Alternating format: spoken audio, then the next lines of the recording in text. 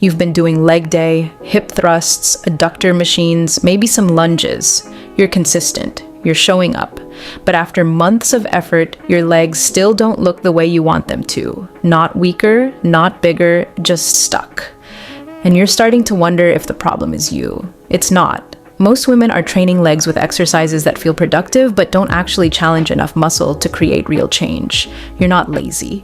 You're not doing it wrong. You're just using movements that were never designed to build strength or shape in the first place. Let's train like a mad queen. So what's really going on? A lot of the exercises women are told to focus on, like the inner thigh machine or cable kickbacks, only activate a handful of small muscles. They feel like work because they burn, but that burn isn't building anything. It's just fatigue in a muscle group too small to reshape your legs. Now, compare that to a squat. One set activates your quads, hamstrings, glutes, adductors, core, and lower back. You're training your entire lower body in the time it takes to finish one isolation move. That's not about working harder. It's about working smarter. And this is where most programs get it wrong. They assume more exercises equal better results. But if those exercises aren't recruiting enough muscle, you're just spending more time in the gym without seeing more progress. The second issue is load. A lot of women stop a set the moment it starts to feel uncomfortable. And that makes sense. No one's taught us that discomfort is part of the process. But your body only adapts when it has to. If the weight feels easy, your muscles have no reason to grow. They'll maintain what you already have and call it a day. Muscle tissue is metabolically expensive. Your body doesn't want to build it unless it's forced to. That means you need to progressively challenge yourself. More weight, more reps, more control over time. If you've been lifting the same weights for months and wondering why nothing's changing, this is why. Your body adapted weeks ago. Now it's just going through the motions. Now let's address the part that stops most women from training heavy. The fear of getting bulky. And honestly, that fear makes sense if you've been told your whole life that lifting like this will make you look masculine. But the truth is simple. Women have a fraction of the testosterone men do. We're talking 3 to 6% of male levels. That's not enough to build the kind of muscle mass you're picturing. What heavy lifting actually does is create shape, definition, and strength. It doesn't add bulk. It reveals the muscle you already have by burning fat and building control. And as long as your nutrition supports fat loss, you're going to look leaner and more defined, not bigger. The women who look bulky in the gym are either genetically rare or using performance-enhancing drugs. For the rest of us, heavy lifting just makes us look stronger and feel it too. So what actually works? If you're going to focus on 5 exercises that deliver the most results in the least amount of time, start with these. Barbell squats, Romanian deadlifts, walking lunges, leg press, and hip thrusts. These aren't random. They're compound movements that recruit multiple muscle groups, burn more calories, and build real functional strength. They also translate to everyday life.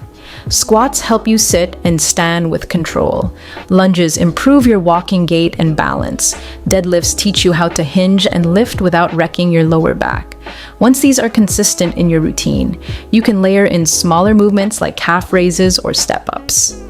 But those are accessories. The foundation is always going to be the big lifts. Let me show you how to structure your training depending on your schedule and goals. If you're short on time, use supersets. Pair exercises back to back with minimal rest. For example, squats for 5 sets of 10 to 15 reps, then superset walking lunges with step-ups for 4 sets each. Finish with a Romanian deadlifts and leg press as another superset.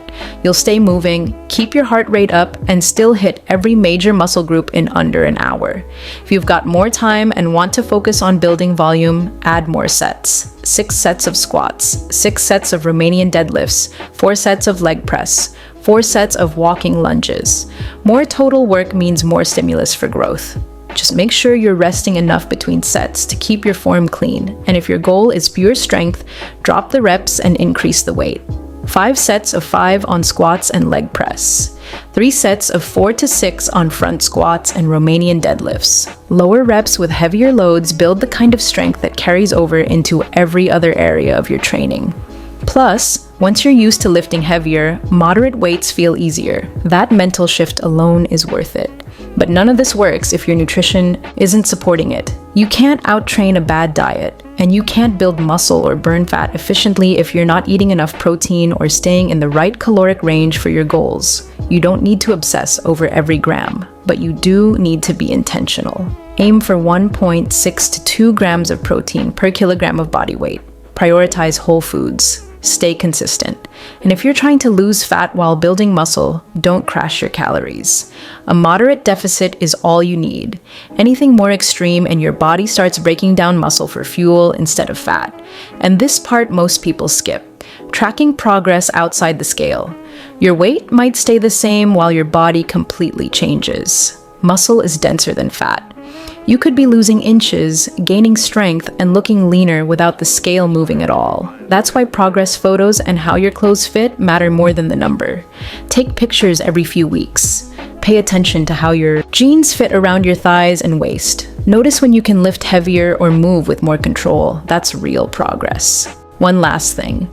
The mental shift that comes with lifting heavy is just as valuable as the physical results. There's something powerful about finishing a hard set and realizing you're stronger than you thought. That confidence doesn't stay in the gym. It shows up in how you handle stress, how you move through your day, how you see yourself. You don't need to shrink. You need to build strength, control, stability, confidence. That's what leg training is actually for. Not punishment, not correction, just capability. So if you've been spinning your wheels on exercises that aren't moving you forward, it's time to simplify. Focus on the big lifts, progressive overload, consistent effort. That's the formula. Everything else is just noise. You've got everything you need. Now go use it.